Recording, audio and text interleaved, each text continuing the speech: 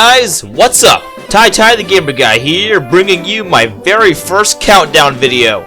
I've been wanting to do one for a long time, and after finishing Pokemon Blue and Pokemon Stadium on the channel, I felt it would be fitting to send off Generation 1 talking about my favorites of the original roster.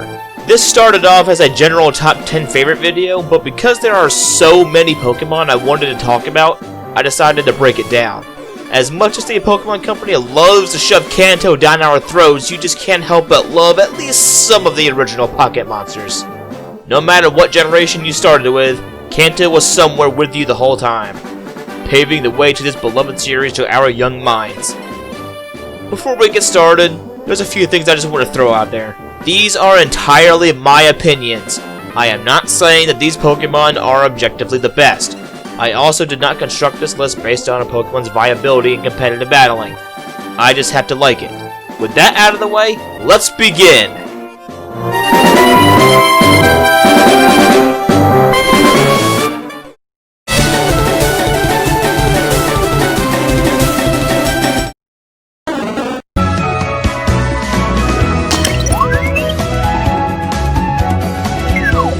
Kicking off the list, we have the aquatic psychedelic duck, Golduck.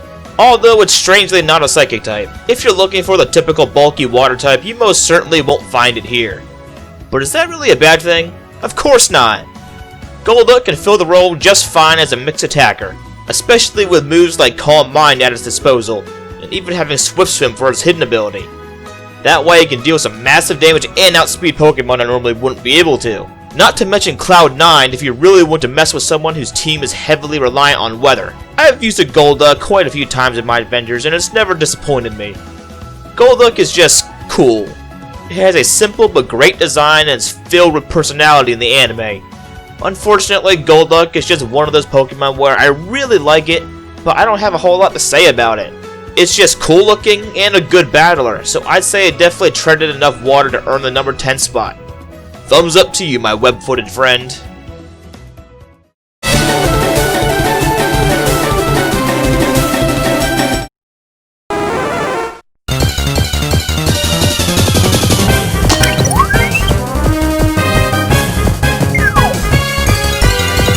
Next up, we have Terror in the Air, Fearow. If there's one thing you gotta know about me, I like birds. Now, this thing doesn't hold a candle to Staraptor and Corviknight when it comes to early game bird Pokemon, but Fearow has always had a special place in my heart. It's definitely my go-to flying type whenever I play Fire Red, even using one in my Blue Let's Play a few years ago. Its raggedy feathers and sick mohawk give it a feral look, a reminder that birds can be nasty when they really want to be, and Fearow is no exception.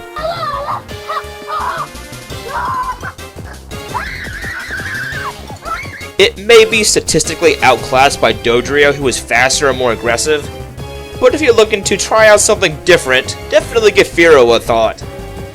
It has a solid base speed of 100 and a respectable 90 attack stat.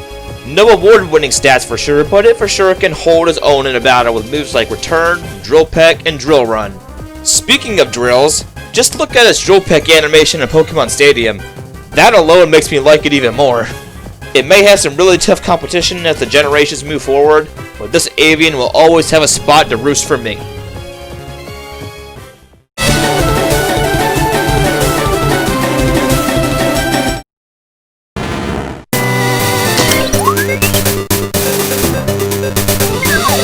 At number 8, we have Sandslash.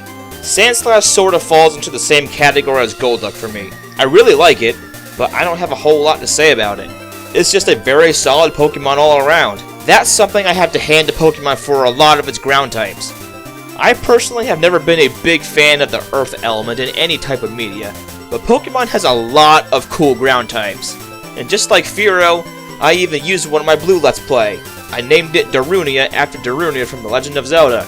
Sure, it might fit something like Golem a little bit better, but it can still curl up into a ball like so. Sandslash is very physically oriented. It boasts some very nice attack and defense, making it a good fit on almost any team. Sandslash was the reason I was able to defeat Blue's Charizard in a Leaf Green playthrough I did years ago, and from there I had newfound respect for this spiky shrew. And just when I thought Sandslash couldn't get any cooler, Generation 7 comes along with Alolan forms to spice things up. I took one look at Alolan Sandslash, and I just knew that I had to have it on my team. Yeah, sure, Ice isn't a great type for a defensive Pokemon, especially with the added Steel typing, give it a ×4 weakness to Fire and Fighting. But that doesn't matter much to me when its speed is doubled in Hail.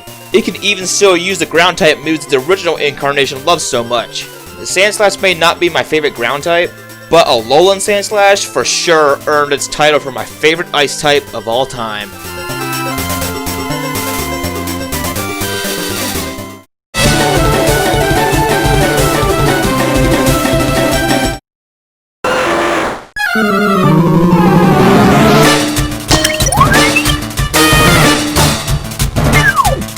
Here we have the fiery butthead himself, Magmar.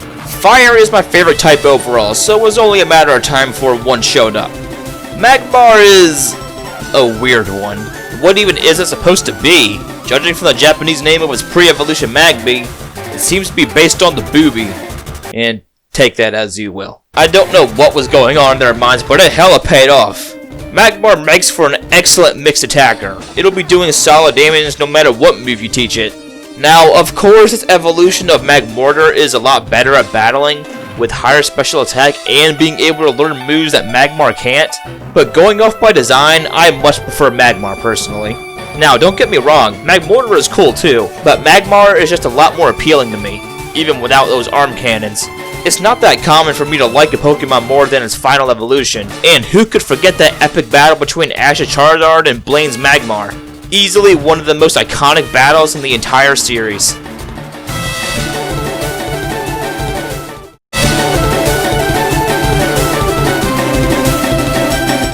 Kanto is home to a lot of great water types, such as Blastoise, Starmie, Slowbro, Vaporeon, Lapras, Omastar, Kabutops, Gyarados, and the previously mentioned Golduck. But there's only one that reigns supreme.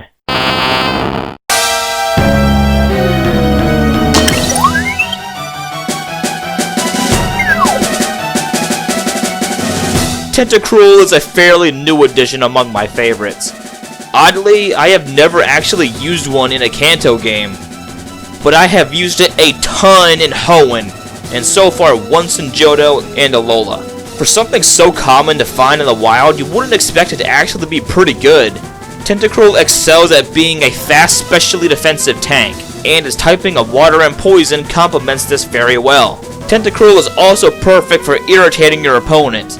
With moves like Confuse Ray, Toxic, and Toxic Spikes, it can really bring the toxicity out of your opponent. Not to mention Rapid Spin to get those pesky Stealth Rocks and other hazards off your side of the field. It's not bad at doing damage either. I've always been fascinated by sea creatures, and Pokemon is able to keep that fascination alive. Jellyfish are just very odd creatures, almost alien-like. Maybe that's why Tentacruel looks like a Metroid. And that giant Tentacruel episode in the anime is just another reminder to treat the ocean with respect. Tentacruel is for sure something I did not expect to like this much as I grew up, but it ended up happening anyway. And I am perfectly content that I can call it my favorite Generation 1 water type, but my second favorite Generation 1 poison type.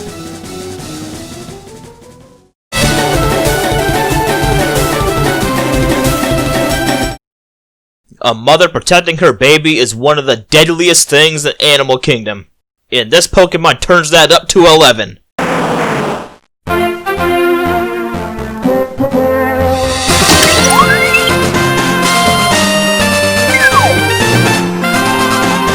We're now down to the top 5.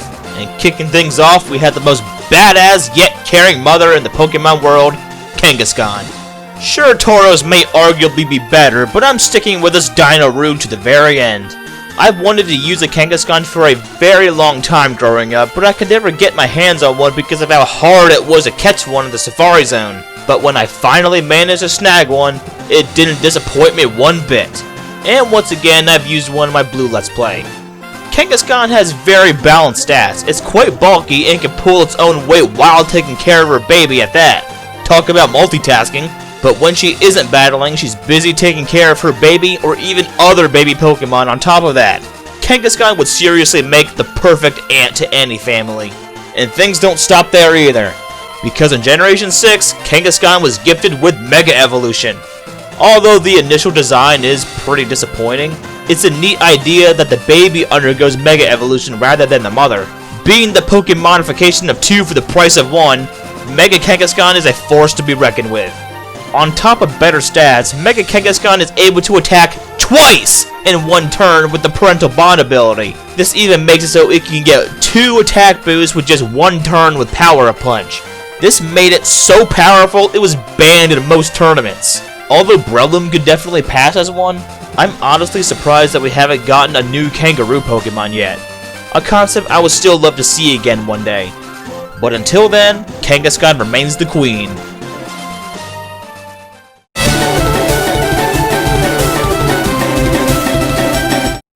As the generations go on, we've gotten a lot of really good bug types. And looking back on things, Kanto didn't have many bug types that resonated with me. Pinsir is pretty cool, Venomoth is alright, and Parasect just exists. Is there any Gen 1 bug type I can net?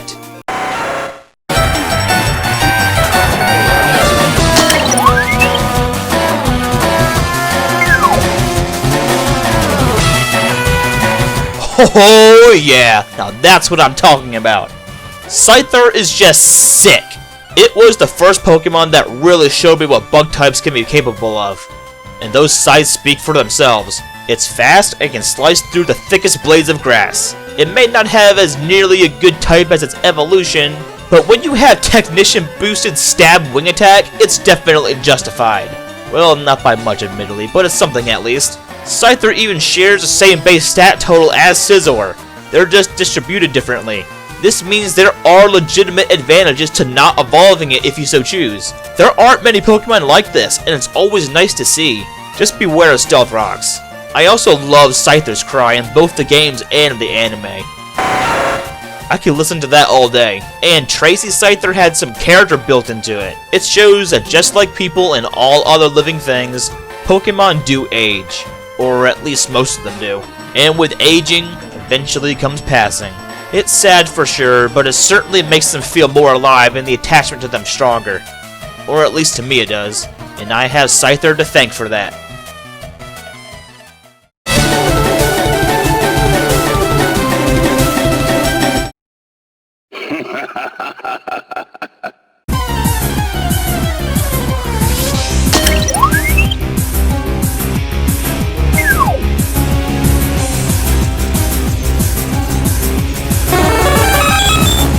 Oh yeah, it's fricking Mewtwo. A legendary was bound to show up eventually, and Articuno almost made it, but Mewtwo ended up being the last one standing. Mewtwo is undoubtedly one of the most iconic Pokemon in history. The final obstacle after becoming champion.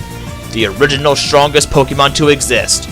The star of the first movie. 2 Mega Evolutions, and his playable appearances in Super Smash Bros. And Pokken Tournament. Mewtwo has it all. I'm sure some of you might say this is a cherry pick on my end putting Mewtwo this high, but can you really blame me? Mewtwo was a huge icon when I was growing up, and it still is. I will never forget that day I was at my cousin's house playing Melee with them, when I was like 5, and we unlocked Mewtwo without me knowing he was in. That was one of the biggest surprises of my childhood, and he instantly became my favorite character in the game. Just cause he's freaking Mewtwo. It's no wonder that Mewtwo was the very first DLC character for Super Smash Bros. Enough personal story talk. So let's talk battle capabilities. To put things blunt, Mewtwo is a powerhouse. A whopping 154 base special attack, and a plethora of moves to put that number to good use. Mewtwo defined Psychics being broken in Generation 1. Even after the type is finally balanced in Generation 2, it still never left its throne as being one of the strongest Pokemon in the meta, even without his Megas. It was that and is still that good. Arceus may be the god of Pokemon nowadays, but Mewtwo definitely deserved that title back in the day.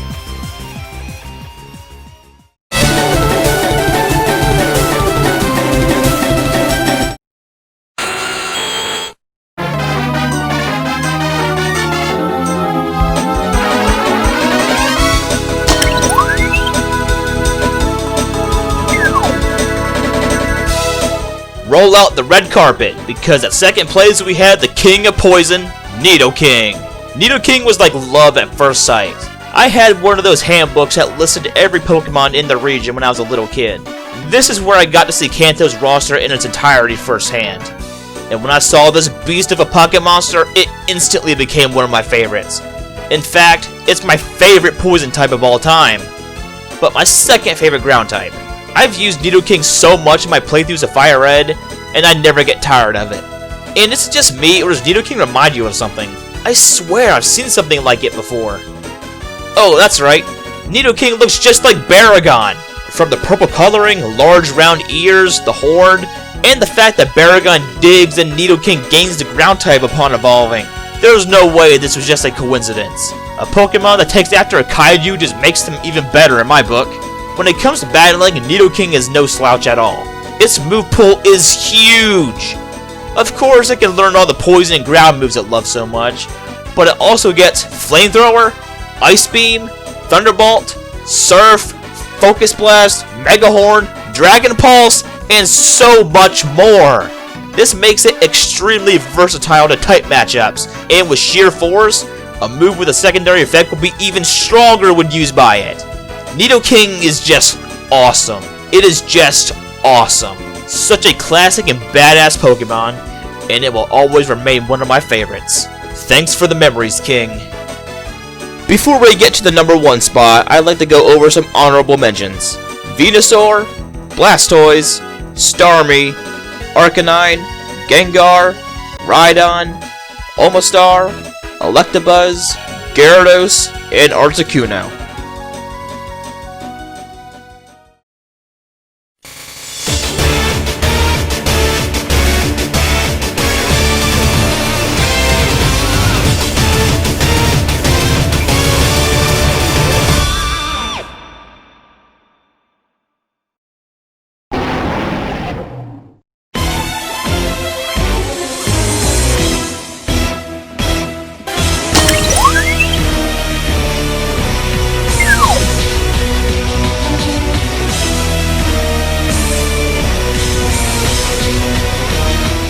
Trailblazing to the number 1 spot is none other than Charizard. Now, I'm sure some of you are probably shaking your heads right now thinking this is a cop-out placement because of how much special treatment Charizard gets these days. But hear me out. Although my Pokemon journey didn't officially start until Generation 3, Charizard was still a big part of my childhood. As someone whose favorite type is fire and likes lizards and dragons, and yes, I know Charizard isn't a dragon type until it Mega Evolves, Charizard instantly clicked with me. And to be frank, I completely agree that Charizard gets way too much attention from the developers. Just like Mewtwo, it also has 2 Mega Evolutions, was a ride Pokemon in Alola even though it's not in the region's dex when they very easily could have used something like Braviary or even Drifblim, the only non-Galar starter in the Galar Pokedex prior to the Isle of Armor DLC, on top of getting a Gigantamax form before Venusaur and Blastoise. Talk about favoritism. So yes, even I'm getting tired of Game Freak constantly putting this thing on a pedestal, but I'm not going to let that stop me from liking it. Charizard is a classic, the original fire starter, and they started things with a bang. Like I said before, my first main series game was Gen 3, so my childhood experiences with this fire lizard came from the anime, trading cards, figures, and Pokemon Stadium 2, but it was more than enough for it to earn the number 1 spot to me. Seeing Charizard in action will always be entertaining. From the games, to the anime, to Smash Brothers, to Pokken, it's just fun to watch it torch its foes. Charizard may not be the most useful starter for Wi-Fi battling, thanks to Stealth Rocks, but under the right conditions, Charizard can be scary. Getting singed by a sunny day and solar power boosted stab flamethrower is gonna leave a mark. And if Mega Charizard X got even one Dragon Dance up, it could mean game over for your opponent. Charizard has been fed really well all these years, perhaps a little too much, and it may not be my favorite starter, but it for sure is my favorite Generation 1 Pokemon. Congratulations, Charizard. Thanks for the memories.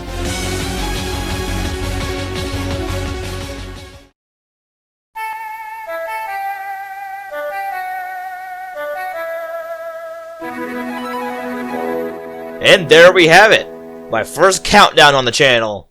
Kanto has given us all some great memories with its classic roster, and it will continue doing so for every new fan that blooms in this beloved franchise. This is TyTyTheGamerGuy, and these are my top 10 favorite Generation 1 Pokemon.